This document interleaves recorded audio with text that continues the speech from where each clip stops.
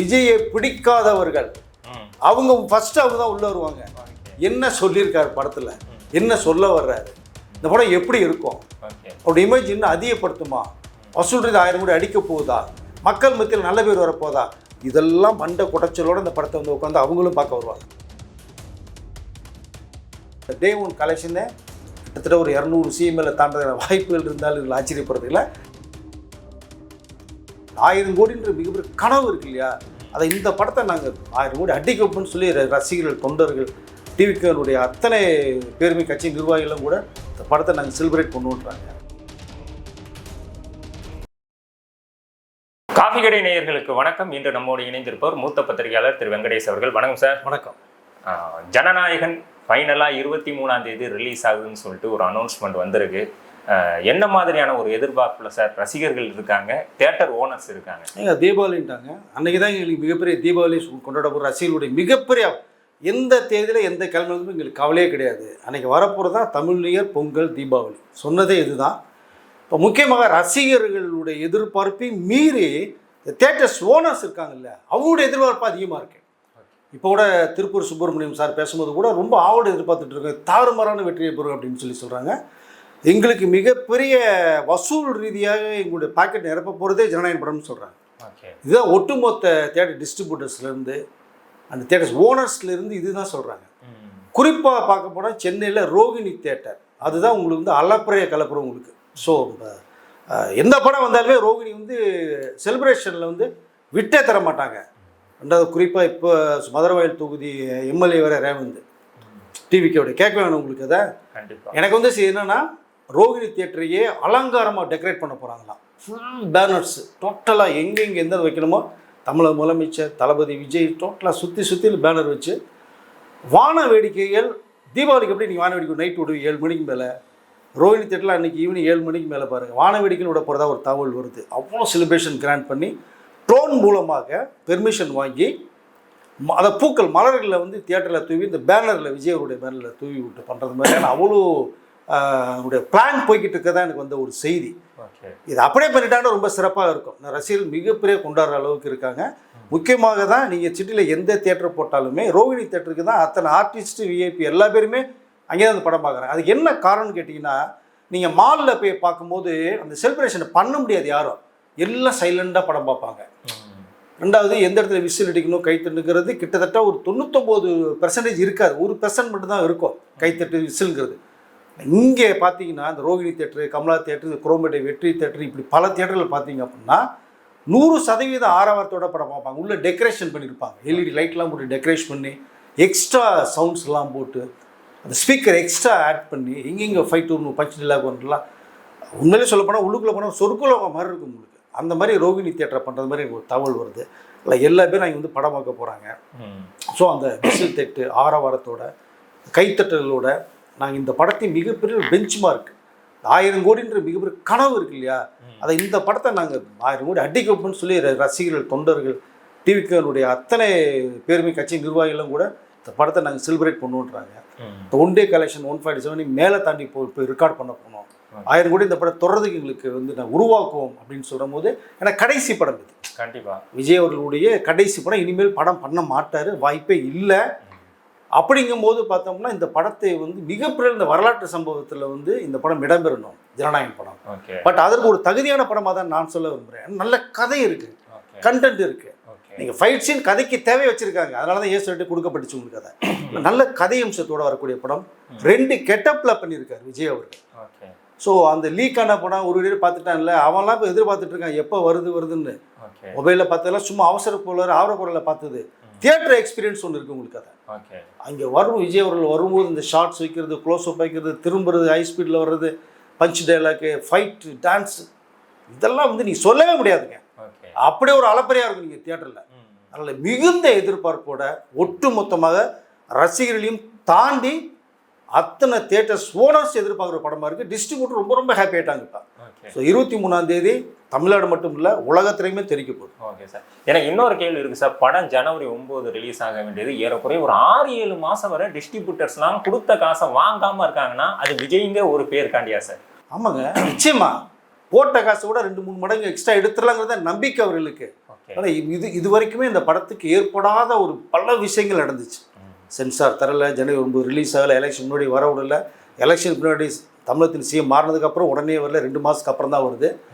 அப்படிங்கும் போது வந்து நிறைய ப்ராப்ளத்தை சந்தித்த ஒரு படம். பட் டிஸ்ட்ரிபியூட் நிறைய பேரும் வட்டிக்கு வாங்கி தான் அந்த படத்தை வாங்கியிருக்காங்க. கேவி நிறுவன தயாரிப்பில் கூட இங்கே மெட்ராஸ் லீலா பெருசாக உட்காந்து மீட்டிங் போட சந்தர்ப்பம்லாம் இருக்குது. நிறைய விஷயங்கள் பேசிட்டாங்க. உங்களுக்கு ஏதாவது சிரமம் இருந்தால் சொல்லுங்கள், பணத்தை கொடுத்துடலாம், செய்யலாம், உங்களுக்கு வந்து எக்ஸ்ட்ரா மணி போதும், அதுவும் நம்ம கொடுத்துடலாங்கிற அளவுக்குலாம் பேசப்பட்ட செய்தி இருக்குது. இப்போ அவர்கள் எதிர்பார்ப்பில் ஒன்றும் வேணாங்க, நீங்கள் படம் ரிலீஸ் பண்ணும்போது நாங்களே வச்சுக்கணும். இப்போ 2 நாளைக்கு முன்னாடி கூட கேவி நிறுவன தயாரிப்பு வந்து கூப்பிட்டு ஒரு விஷயத்தை எல்லாத்தையும் பேசி ஃபைனல் பண்ணி வச்சிருக்காங்க. எல்லாருமே அக்செப்டட். சென்னை செங்கல்பட்டு மட்டும் கொஞ்சம் ஏதோ பேச்சுவார்த்தையில் போச்சு. அவர்கிட்டையும் சொல்லிட்டாங்க, உங்களுக்கு இதுக்கு ஓகேனா நீங்கள் அதாவது அந்த பாக்ஸ் உங்களுக்கு கொடுத்துறோம் பேடிஎம், இல்லை அப்படின்னா நீங்கள் கொடுத்த காசு உங்களுக்கு கொடுத்துறோம், வேறு எதுவும் ரெடியாக இருக்காங்க பண்ணிடணும்னு சொன்னபோது அவர் இல்லைங்க 1 நாள் டைம் கொடுங்கனாங்க. இன்றைக்கி அந்த பேச்சுவார்த்தை பேர் முடிஞ்சிருக்குன்னு நினைக்கிறேன். ஒட்டு மொத்தமாக எல்லா பேருமே எவ்வளோ பணம் சொல்ல போகிறாலும் இது நாங்கள் லாபத்தை பார்த்துருவோம், எங்களுடைய பல பிரச்சனைகளை ஜனநாயக படம் வந்து முடிச்சு கொடுக்கும், இந்த நம்பிக்கை எங்களுக்கு இருக்குன்னு சொல்லி இது வரைக்குமே எதுவுமே அவங்க வந்து டிமாண்டோ பிரச்சனைகளை ஒன்றும் வைக்கலைங்க. அதான் சில கேள்வியெல்லாம் கேட்டாங்க, சார் சிரமமாக இருக்குது, இதாக இருக்குது சார், உடனே வரல, எப்போ ரிலீஸ் தெரியல, ஏதாவது தெரிஞ்சதுன்னா கூட நாங்கள் சொல்லுவோம், வாங்குற இடத்துல சொல்லுவோம், பண்ணுவோம்லாம், அது வரும் இல்லையா, அது நியாயம் தானே. அதெல்லாம் கேள்விப்பட்டு எல்லாமே கேள்வி தரமும் சரி, வினோத் தரமும் சரி, எல்லாம் பேசுகிற சம்பவங்கள் நிறையா இருக்குது.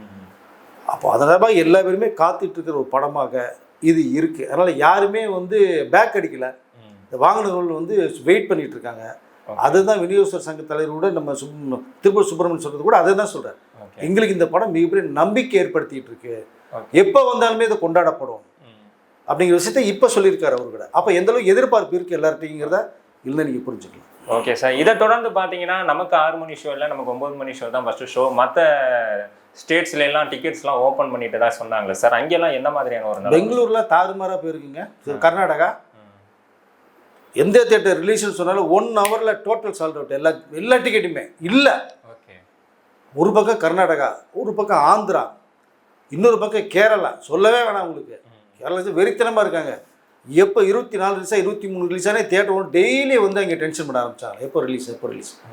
அங்கே 23 ரிலீஸு, காலைல 6 மணி ஷோ போடுறாங்க. அதர் ஸ்டேட்டை நம்ம எதுவுமே பண்ண வேணாம், அவங்க நிறைய பணம் கொடுத்து வாங்கியிருக்கும் போது அவங்களுக்கு எத்தனை மணி ஷோ போட்டால் நமக்கு அதை பற்றி பிரச்சனை இல்லை. அவர்கள் வந்து ரசிகர்கள் பார்த்துட்டு போப்பாங்க. கர்நாடகா அண்ட் ஆந்திரா, கேரளா பார்த்தீங்கன்னா மார்னிங் 6 o'clock வருது. இப்போ இங்கேருந்து தமிழ்நாட்டிலேருந்து இந்த கோயம்புத்தூர், ஈரோடு, திருப்பூர் இருக்கிறவங்க நேராக பாலக்காட்டுக்கு போயிடுவாங்க. பாலக்காடு, திருச்சூர் பக்கம் ஒரு 60-70 கிலோமீட்டர் போயிடுவாங்க. இந்த பக்கம் பார்த்தீங்கன்னா ஓசூரில் அந்த அந்த தருமபுரி இருக்கிற நிறைய பெங்களூர் போயிடுவாங்க, பெங்களூர் ரிலீஸ். நம்ம சென்னையில் இருக்கிற பார்த்தீங்கன்னா சென்னை, திருவள்ளூர், செங்கல்பட்டு, காஞ்சிபுரம் பார்த்தீங்கன்னா இப்படி நகரிக்கு போயிடுவாங்க, அது பக்கம். ஸோ இந்த 6 மணி ஷோ வந்து நம்ம தமிழ்நாடு சேர்ந்து இந்த 3 மூலையில் இருக்குன்னு போய் பார்த்துருவாங்க. ஸோ சென்னையில் நிறைய பேர் பார்க்க போகிறாங்க. பட் இங்கே வந்து 9 மணி ஷோ தான். ஃபஸ்ட்டு 7 நாளைக்கு 5 காட்சி போட சொல்லியாச்சு, சனி ஞாயிறு வந்து 9 மணி காட்சி. அதனால் இங்கே 9 மணிக்கும் போது அது தேவை. இப்போ 6 மணி காட்சி கொடுக்க முடியாத சூழ்நிலை. கொடுத்தா நீ வரக்கூடிய எல்லா படத்தையுமே கொடுக்க வேண்டிய அது மாறும். ஏற்கனவே நடந்த சம்பவங்கள் நிறைய அதிர்ச்சி சம்பவங்கள் இருந்தது. அதனால் அது வேணாம்னு சொன்னாங்க. அது உண்மை நல்ல விஷயமாக தான் நான் பார்க்குறேன். 6 மணிக்கு தூங்காமல் கொள்ளாமல் பசங்க வெயிட் பண்ணி குளிச்சு அதை பண்ணி இது பண்ணி தூக்க கழுத்துலேயே வருவாங்க. 4 மணி 5 மணி பைக்கில் வருவாங்க, காரில் வருவாங்க, பஸ்ஸு கிடையாது, சரி நடந்து வருவாங்க. அதெல்லாம் அது தேவையில்லை. ஸோ 6 மணி காட்சி 4 மணி காட்சி இருந்தால் ஃபாரினில் கூட நிறைய 5 மணி காட்சி 4 மணி காட்சி போகிற மாதிரி, ஸ்ரீலங்காவில் 4 மணி போகிற தகவல் வருது. அதில் வெளிநாட்டிலேயே அதை ஓப்பன் பண்ணுறது மாதிரி இருக்காது சில ஏரியாக்கள் போலாமே. அதனால் ஒட்டு மொத்தமாக இந்த டே 1 கலெக்ஷனே கிட்டத்தட்ட ஒரு 200 CML தாண்டுற வாய்ப்புகள் இருந்தாலும் இதில் ஆச்சரியப்படுறது இல்லை. பட் இந்த கர்நாடகாவில் மட்டுமே நீங்கள் வந்து கொஞ்சம் அந்த நான் சொன்ன 1 ஹவரில் வந்து எக்ஸ்ட்ரா புக்கிங்கில் போய் நிறைய பேர் சொல்லப்பட்டது இல்லையா, எவ்வளோ டிக்கெட் கொடுத்து நாங்கள் வாங்குறோம் அப்படிங்கிற மாதிரியான விஷயங்கள் பேசப்பட்ட தகவல் வருது. அதர் ஸ்டேட்டில் நம்ம எதுவுமே சொல்ல முடியாது. ஆனால் இங்கே வந்து டிக்கெட் என்ன நிர்ணயிக்கப்பட்டிருக்கோ அதுதான் நீங்கள் பண்ண சொல்லி ஸ்ட்ரிக்ட் ஆர்டர் போட்டாங்க நமக்கு அதை. ஸோ இங்கே கரெக்டாக இந்த ப்ரொசீஜர் பிரகாரம் என்ன சட்டத்தின் உட்பட்டு அதுதான் செய்ய போகிறதா ஒரு தகவல் வந்திருக்கு. பட் அப்படி பண்ணாலே இங்கே இருக்கிற அத்தனை 6 தியேட்டருக்கு மேலே ரிலீஸ் ஆக போகுதுங்க. அது இன்னும் டக்குன்னு அதை இன்க்ரீஸ் பண்ணாலும் ஆச்சரியப்படுறதுல, ஏன்னா வேறு எந்த படமே கிடையாது. 23 வந்து இந்த படம் தான் ரிலீஸ் ஆகுது. ஒட்டு மொத்தமாக ஹோல்ட் எல்லா தியேட்டர்லையுமே ஜனநாயகம் ரிலீஸ் ஆகும். ஒவ்வொரு மால்லையுமே 7 தியேட்டர் 8 தியேட்டர் இருக்குது. 8 தியேட்டரில் 5 ஷோ இந்த படம் தான் ஓடும். 8 40 ஷோ ஒரு நாளைக்கு ஓடும். என்னச்சு பாருங்க, மாயாஜால எடுத்தீங்கன்னா 10 ஸ்க்ரீன் இருக்குன்னு நினைக்கிறேன். 10 ஸ்க்ரீன் 5 ஷோ போச்சுன்னா 50 ஷோ. என்ன ஆகுது உங்களுக்கு? அதை அதனால் மிகப்பெரிய ரெக்கார்ட் பிரேக்கை பண்ணணும். 1000 கோடி இந்த படத்தை தொடாமல் விடமாட்டோங்கிற அளவுக்கு ஒரு விஷயம் வந்து ரசிகர்கள் மத்தியில் பேசப்பட்டிருக்க தகவல் சார். ஓகே சார், எனக்கு இன்னொரு கேள்வி என்ன வருதுன்னா, இப்போ ஜிவி பிரகாஷ் ஒரு ட்வீட் போட்டிருந்தாரு, தளபதி வந்தால் தள்ளி தானே போகணும்னு சொல்லிட்டு அவரோட படம் தள்ளி போகிறதாகவும், டிசியுமே இப்போ வந்து ஆகஸ்ட் ஃபர்ஸ்ட் வீக்குக்கு தள்ளி போகிறதாகவும் மாதிரியான தகவல்லாம் வந்திருக்கு. இது ஒரு படம் லீக் ஆயிடுச்சு, அது பல பிரச்சனைகள் கொடுத்துட்டாங்க, அது ஒரு ரீமேக் படம். இருந்தாலும் இவ்வளோ பெரிய ஒரு ஹைப்பு, இவ்வளோ பெரிய பயம், இந்த மாதிரியான விஷயங்கள்லாம் கிரியேட் ஆகுது இல்லை, இது எப்படி சார்? இல்லைங்க, ரீமேக் படம் தான், பட் அந்த அந்த அந்த லைனை தான் எடுத்திருக்காங்க. ஒரு பெண்ணு சமூகத்தில் எப்படி வாழுங்கிற லைனை தான் எடுத்திருக்காங்க தவிர விஜய் அவர் கோச் பண்ணி எப்படி கொண்டு வர்றாங்க, தைரியத்தை ஒரு பெண்ணுக்கு கொடுத்து வாழணும் சமுதாயத்தில்ங்கிறது தான். மற்றபடி இங்கே அரசியல் டைலாக் போகிறது வரதெல்லாம் வந்து இதை தமிழில் எடுத்து கொஞ்சம் மாற்றிருக்காங்க. இந்த கதைக்களம் வேற. ரெண்டாவதா ஜிவி சொன்னது தான், தளபதி படம் வந்தால் தள்ளி தான் போகணும். பட் ஏன் என்ன காரணம்னா, நீங்கள் வேறு படத்தை நீ தேவையில்லாமல் நீங்கள் மோத விட்டீங்கன்னா ஆடியன்ஸ் சொல்ல வரணும்ல. ஒரு தயாரிப்பாளர் நஷ்டமடையக்கூடாது, ஒரு இயக்குனருடைய படம் வந்து வேற மாதிரி ரிசல்ட் வந்துடக்கூடாங்கிற ஒரு எண்ணத்தில் தான் ஜிவி சொல்லியிருக்காரு. அதை தான் நானும் சொல்லிக்க விரும்புகிறேன். இதனால ஒரு கௌரவ குறைச்சல்ங்கிறது யாருக்குமே கிடையாது. எல்லா பேரும் தயாரிப்பு பல கோடியை போட்டு எடுக்கிறாங்க படத்தை. அப்போ ஜனநாயகன் அப்படின்னு வரும்போது சிஎம் உடைய விஜய் அவர்களுடைய கடைசி படம். அப்போ எந்த எக்ஸ்பெக்டேஷன் இருக்குது உங்களுக்கு? அதை அத்தனை தேட்டர் கொடுப்பாங்க, தேட்டர் ஃபஸ்ட்டு கிடைக்காது. ஏன்னா அந்த படத்துக்கு தான் போயின்னு பார்ப்பாங்க. அந்த படத்துக்கு போகிறவங்க வேறு படத்துக்கு போகவும் மாட்டாங்க, பார்த்ததுக்கு அடுத்த படமாங்க. அப்போ ஆட்டோமேட்டிக்காக தள்ளி போகிறது வந்து உண்மையை நல்ல விஷயம். அல்ல அவர்கள் வந்து இந்த ஆகஸ்ட் ஃபர்ஸ்ட் வீக் போகிறது ஒரு நல்ல விஷயம் தான், தப்பு ஒன்றும் கிடையாதுல்ல. டிசி தள்ளுது, சிக்மாவும் தள்ளுது. அதனால் வந்து டோட்டலாக பார்த்தா 23 ஆகஸ்ட் 14 தான் சூர்யாவுடைய விஸ்வநாத் சன்ஸ் வருது. இப்போ ஆகஸ்ட் 14 வரைக்குமே 21 நாள் 22 நாள் ஜனநாயக படம் கொண்டாடப்படும். இவரோட ஆகஸ்ட் ஃபர்ஸ்ட் வீக் சொல்லியிருக்காங்க, அதை கூட செகண்ட் வீக் தள்ளப்பட்டால் ஆச்சரியப்படுறதுக்கு இல்லை. இல்லை, எனக்கு தெரிந்து ஒரு 25 நாட்களுக்கு மேலாக வசூலில் சக்கப்படணும்னா நான் சொல்லிக்கணும். அந்த மாதிரி அருமையான ஒரு படம் அது. அதற்கு மேலே நீங்கள் 50 நாள் முன்னாடி ஓடுறது வேறு விஷயம். அது மக்களும் ரசிகர்கள் கொண்டாட வச்சு ஓட வேண்டியது அவங்க கையில் இருக்குது. மிகப்பெரிய அளவு வசூல் சாதனை படம். இந்த தள்ளி போகிறது உண்மையிலே வந்து நியாயமாக தான் இருக்குது. தள்ளி போனால் தான் நல்லது. இன்னொன்று சார், இவர் அரசியலுக்கு வந்துட்டு எலெக்ஷனுக்கு முன்னாடி ரிலீஸ் பண்ணன்னு தான் இந்த படத்தை பிளான் பண்ணார். அப்போ அதில் உள்ள வசனங்கள்லாம், நம்ம தலைவர் பேசுகிற, தளபதி பேசுகிற வசனங்கள்லாம் ஆஃப்டர் எலெக்ஷனுக்கு அப்புறம் பார்த்தா ஜெயிச்சதுக்கு அப்புறம் போது பயங்கரமாக கொண்டாடலாம்னு நினச்சிருந்தாங்க. இப்போ அவர் ஜெயிச்சிட்டாரு, அதுக்கப்புறம் தான் படம் வரும்போது இந்த டைலாக்ஸுக்கான கிளாப்ஸு ரெஸ்பான்ஸ் எல்லாம் எப்படி சார் இருக்கும்? ஏங்க இப்போ இன்னும் அது அதிகமாக இருக்குங்க. போதும், இந்த கான்செப்டே வந்து தப்பான கான்செப்டாக இருக்குது. என்னன்னா, தேர்தலுக்கு முந்தைய வந்துட்டு தான் சிறப்பாக இருந்திருக்கும் 100%. இப்போ 200% சிறப்பாக இருக்குன்னு நான் சொல்லிக்க விரும்புகிறேன். காரணம், நீங்கள் தமிழ்நாட்டுக்கும் மக்களுக்கும் என்ன செய்யணும்னு உங்களை ஓட்டு போட்டு வர வச்சாங்களோ அது அதுக்கு எதிர்மறையாக செஞ்சிட்டு இருக்கிறது தான் அந்த படத்தோட ஹைலைட் டைலாக்கே சொல்லி சீனை சொல்ல வராங்க இல்லையா? இப்போது அவர் என்ன படத்தில் சொன்னாரோ அதை தான் செயல்படுத்துகிறாரு. நாட்டுக்கு நல்லது பண்ணுறாரு, மக்களுக்கு நல்லது பண்ணிட்டுருக்காரு. அதை செய்யாத மாதிரி தான் அந்த சீன் அமைக்கப்பட்டிருக்கு. இப்போ அவர் செய்கிறார், இப்போ சொன்னதை செய்கிறார். அதுதான் விஜய் அவர்கள் இடைமடையில் நான் செய்கிறதா சொல்லுவேன்னு சொன்னார், சொல்கிறதா செய்வேன்னு சொன்னார். அதுதான் செயல்படுத்திட்டு இருக்காரு. இப்போ அந்த படம் இப்போ வர இந்த சூழ்நிலைக்கு வருது, இன்னும் மிகப்பெரிய அளவுக்கு வந்து எப்படி சொல்கிறதுனா அதை விட சிறப்பாக இருக்குன்னு சொல்லிக்கணும். நான் மக்கள்கிட்ட போய் பயங்கரமாக ரீச் ஆகுது அந்த படம். இன்னொரு விஷயம் என்னன்னா, இவ்வளோ நாள் விஜய் ரசிகர்கள் மட்டும்தான் விஜய் படத்தை பார்த்துக்கிட்டு இருக்காங்க, செலிப்ரேட் பண்ணுறாங்க, அவங்க தான் அந்த ரெக்கார்ட்லாம் கிரியேட் பண்ணுவாங்கன்னு இருந்தது. இப்போ விஜயை பிடிச்சவங்க எவ்வளோ பேருன்னு ஓட்டு போட்டு ப்ரூவ் பண்ணிட்டாங்க. அப்போ இவ்வளோ பேர் சாலிடாக போய் பார்ப்பாங்கிறது தெரியும் போது கலெக்ஷனும் பெரிய கலெக்ஷன் தான். அதுதான் சொன்னேன், 1000 கோடி தாண்டுன்னு அசால்ட்டாக சொன்னது காரணம் தான். ஸோ 1,72,00,000 பேர் வந்து வாக்குகள் பண்ணியிருக்காங்க. அந்த வாக்கள் 35%. சொல்லி தமிழக முதலமைச்சராக கொண்டுருங்க. அந்த 35% அப்படியே படத்துக்கு வருவாங்க. 1,75,00,000 பேர் வந்து நிறைய படத்துக்கு வருவாங்க. அப்போ இன்ட்டு 200 போடுங்க, நீங்களே கூட்டி கழிச்சிங்க கணக்கை.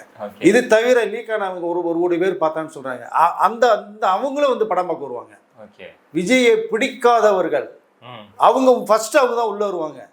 என்ன சொல்லியிருக்காரு படத்தில், என்ன சொல்ல வர்றாரு, இந்த படம் எப்படி இருக்கும், அவருடைய இமேஜ் இன்னும் அதிகப்படுத்துமா, வசூல் 1000 கோடி அடிக்க போகுதா, மக்கள் மத்தியில் நல்ல பேர் வரப்போதா, இதெல்லாம் மண்டை குடைச்சலோடு இந்த படத்தை வந்து உட்காந்து அவங்களும் பார்க்க வருவாங்க. ஒட்டு மொத்தமாக அந்த 1,72,00,000 பேர் எடுத்துங்க, இந்த லீக்கானதை பார்த்தது எடுத்துங்க, விஜய் பிடிக்காத உள்ளே வர போகிறாங்க பார்த்துங்க. எனக்கு தெரிஞ்ச ஒரு 3 கோடி பேருக்கு மேலே பார்க்குறது வாய்ப்புகள் நிறையா இருக்குது. மக்களும் இதை எதிர்பார்த்துட்டு இருக்காங்க. இறுதி படம் இனிமேல் விஜய் உள்ள படத்தில் பார்க்க முடியாது, பழைய படங்கள் தான் பார்க்க முடியும், ஓடிடிலையும் சேட்டலைட்லையும். இல்லைன்னா இந்த படம் அதான் ரிலீஸ் பண்ண வேண்டிய பார்த்த படங்கள் தானே அது. இப்போ இது இறுதி படம் இல்லை, என்ன சொல்ல வர விஷயம் இருக்குல்ல.